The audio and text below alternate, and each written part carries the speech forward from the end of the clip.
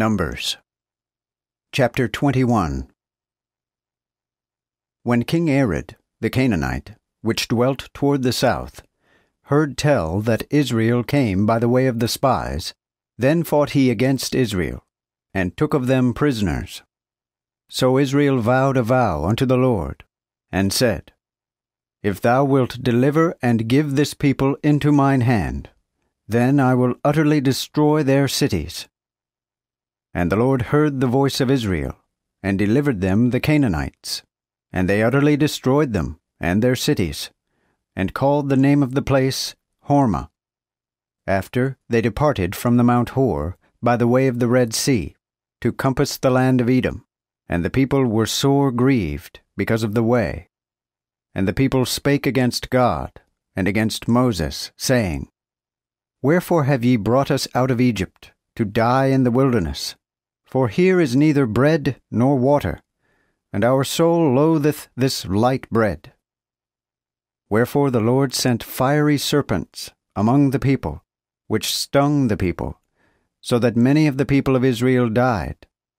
Therefore the people came to Moses, and said, We have sinned, for we have spoken against the Lord, and against thee. Pray to the Lord, that he take away the serpents from us. And Moses prayed for the people. And the Lord said unto Moses, Make thee a fiery serpent, and set it up for a sign, that as many as are bitten may look upon it, and live.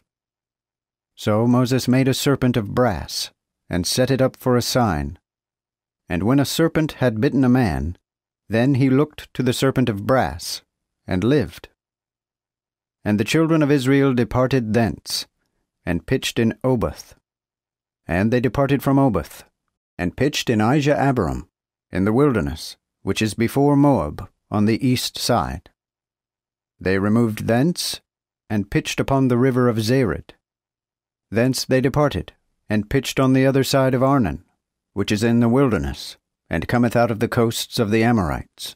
For Arnon is the border of Moab, between the Moabites and the Amorites. Wherefore it shall be spoken in the book of the battles of the Lord, what thing he did in the Red Sea, and in the rivers of Arnon, and at the stream of the rivers that goeth down to the dwelling of Ar, and lieth upon the border of Moab. And from thence they turned to Beer.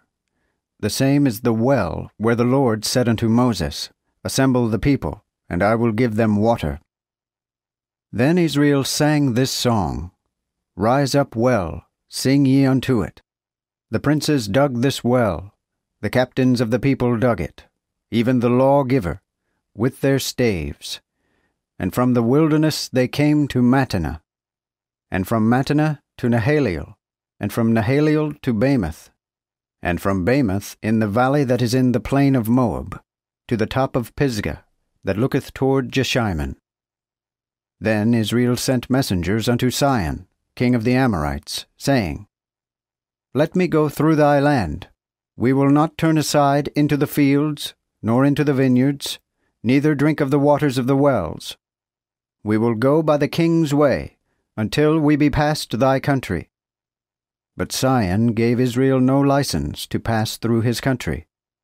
But Sihon assembled all his people, and went out against Israel into the wilderness.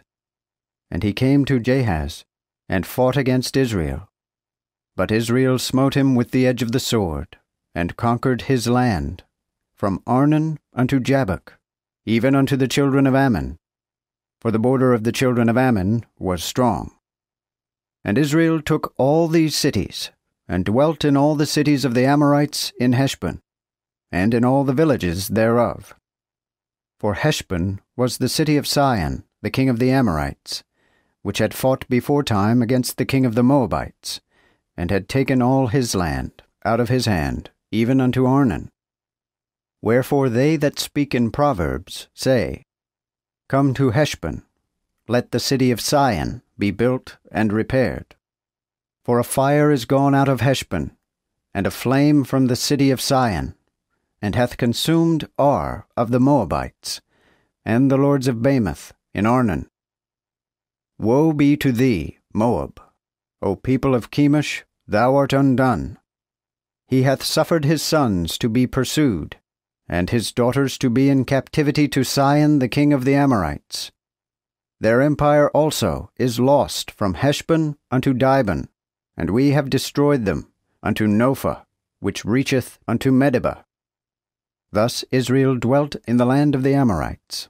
And Moses sent to search out Jazer, and they took the towns belonging thereto, and rooted out the Amorites that were there. And they turned, and went up toward Bashan, and Og, the king of Bashan, came out against them, he and all his people, to fight at Edrei. Then the Lord said unto Moses, Fear him not, for I have delivered him into thine hand, and all his people, and his land. And thou shalt do to him as thou didst unto Sihon the king of the Amorites, which dwelt at Heshbon. They smote him therefore, and his sons, and all his people, until there was none left him. So they conquered his land.